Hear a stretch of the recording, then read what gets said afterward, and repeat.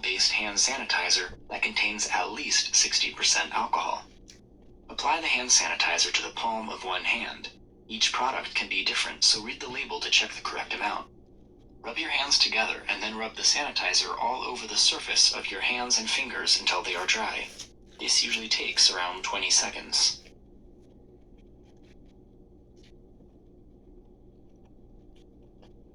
Click on each item and answer its question.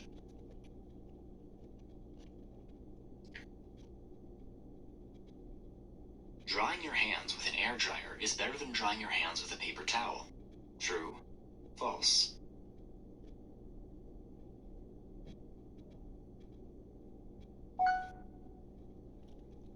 According to the CDC, the best way to dry hands remains unclear because there are very few studies about it, and the results of the studies that do exist conflict.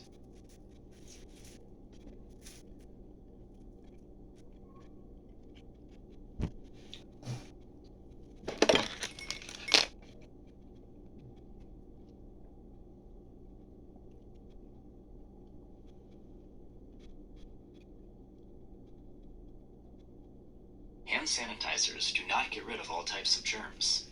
True? False?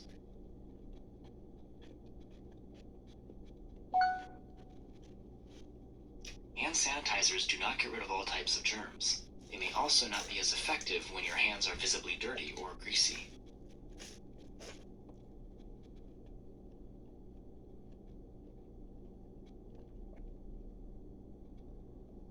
Washing your hands in cold water is not effective. True? False?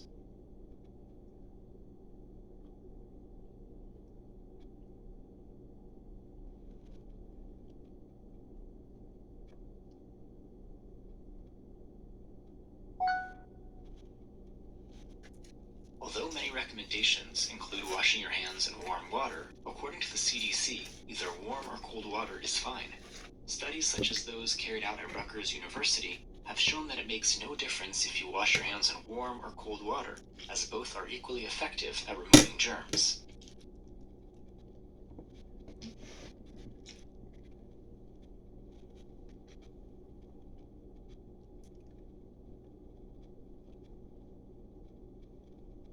As long as you wash your hands properly, your clients don't need to practice good hand hygiene. True? False?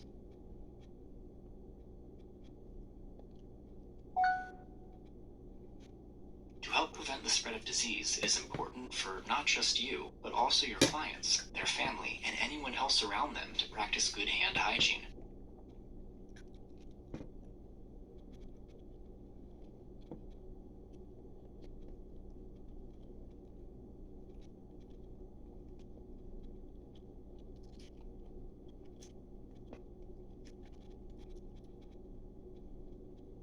The average cough or sneeze can send around how many germs into the air? 5,000, 25,000, 100,000, 1 million.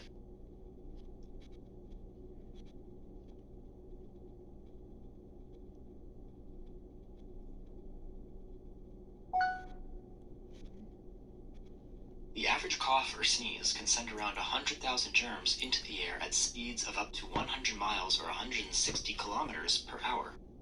If someone else breathes in any of these germs or touches a surface or object that any of the germs landed on, they can get sick too. Practicing good respiratory hygiene by covering your mouth and your nose when you cough or sneeze helps keep your germs from going into the air. If you aren't wearing a face mask or covering, you should cough or sneeze into a tissue. Avoid using your hands because this puts your germs on your hands instead of into the air.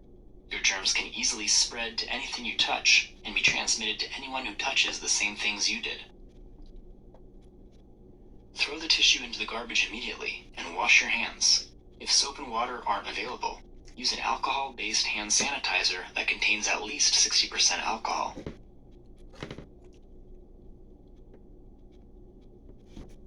If you don't have a tissue or other disposable towel to cough or sneeze into, you should bend your head down to direct your cough or sneeze towards the floor. Cough or sneeze into your elbow or upper sleeve.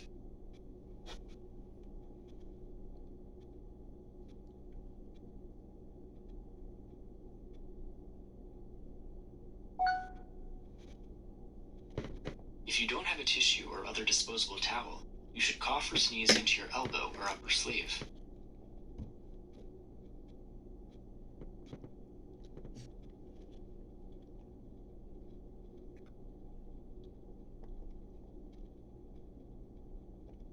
Personal protective equipment, or PPE, is wearable equipment that is designed to protect skin, clothing, mucous membranes, and the respiratory tract from infection. PPE is used as a last resort when work practices and engineering controls alone can't eliminate the risk of exposure to germs. PPE includes items like gloves, face masks, gowns, aprons, respirators, goggles, and face shields. Your agency will have procedures, policies, and protocols in place that tell you when you should use PPE. Some of these are national, so they will be the same in every healthcare setting. Others, however, are local and are designed to meet particular challenges in your area or workplace. The United States Occupational Health and Safety Administration, or OSHA, requires that your agency provides you with PPE when you are exposed to any hazards in the workplace. It also requires that your agency trains you on how to properly use, maintain, store, and dispose of PPE.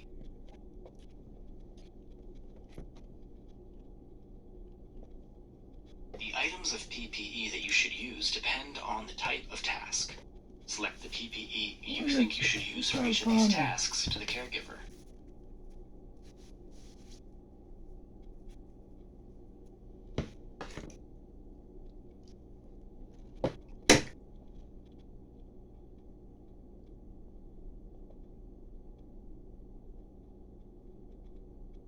Putting moisturizer on a client's dry, cracked skin.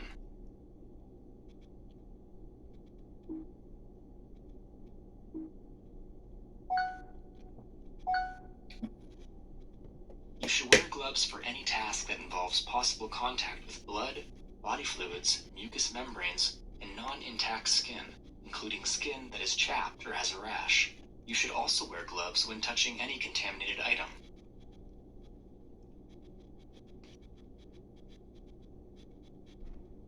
Changing a client's incontinence brief.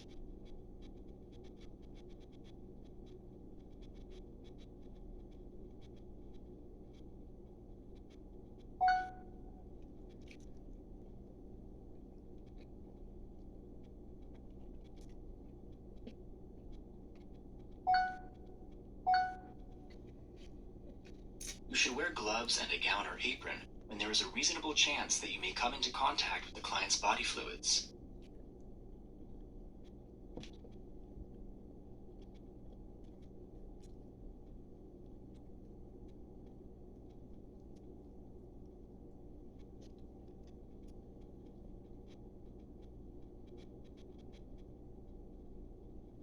Great work. Ready to move on to part 2?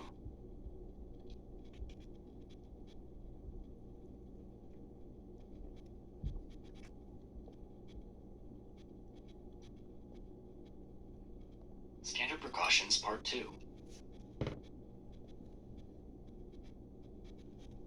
After completing this lesson, you will be able to recognize how to follow safety injection practices and properly handle and dispose of sharps. You will be able to describe proper cleaning and disinfection practices, and you will be able to identify how to safely handle soiled clothes and linen. You will be able to describe proper cleaning and disinfection practices, and you will be able to identify how to safely handle soiled clothes and linen. In the last lesson, we started looking at standard precautions for infection control and discussed hand and respiratory hygiene and PPE. In this lesson, we will look at some of the other standard precautions, including safe injection practices, sharps safety, cleaning and disinfection, and safe handling of clothes and linen. Click on each one to learn more. Although there may be occasional exceptions in some areas, generally caregivers are never allowed to administer injections to clients. However, some of your clients may self-administer injections such as insulin or receive injections from a nurse or a family member, so it is important that you are aware of safe injection practices. Some of the CDC's safe injection practices include never using needles or syringes for more than one client, using a new needle and syringe for each injection, using a new needle and a syringe every time a medication vial or IV bag is accessed, and never combining the leftover contents of single-use vials for later use. Your client, Mrs. Adams, is diabetic and sometimes reuses her insulin syringes. Do you think this is a safe injection practice? Yes. No.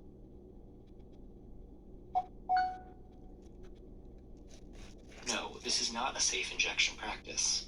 Although some diabetic clients may reuse syringes or lancets, this is not recommended by the CDC. Anyone with diabetes who wishes to reuse syringes or lancets should discuss it with their doctor.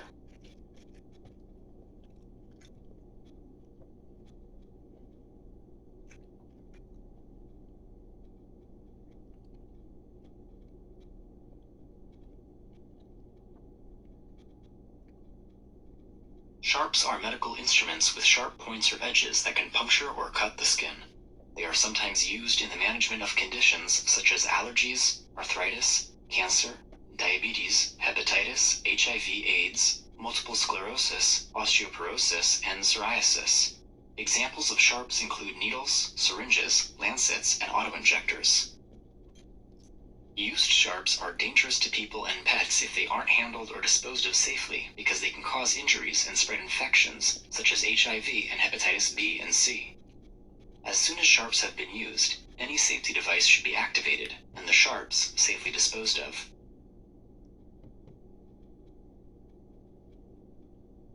Where should you dispose of a used sharp? Garbage can, recycle bin, sharps disposal container, toilet.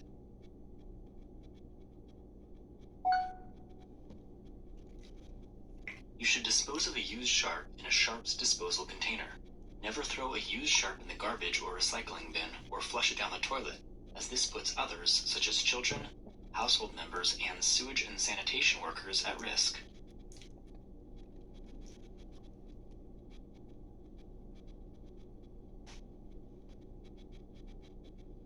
If you are accidentally stuck with a client or someone else's sharp, gently wash the area right away with soap and water.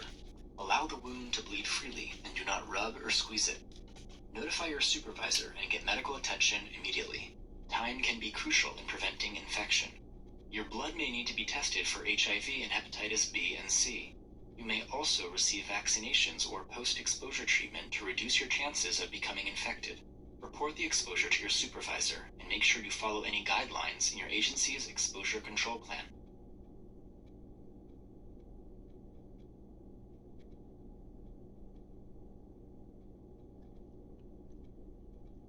As we've seen, infection can be spread by touching a surface that has germs on it. The length of time that a germ can survive on a surface depends on a number of factors, including the type of germ it is, what kind of surface it's on, and how often the surface is cleaned. For example, cold germs will usually survive for less than an hour on most surfaces.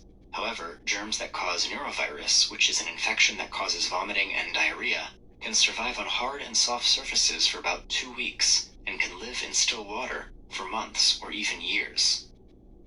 Just like washing your hands, one of the best ways to prevent germs on surfaces from spreading is through regular cleaning and disinfection.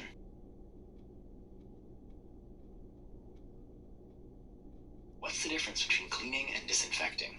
Match the words to the descriptions.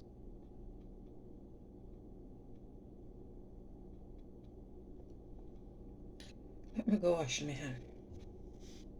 In disinfection, you should make sure that frequently touched surfaces are cleaned and disinfected every day. Frequently touched surfaces include things like sink faucets, bathroom and kitchen counters, tabletops, dining chairs, remote controls, light switches, cell phones,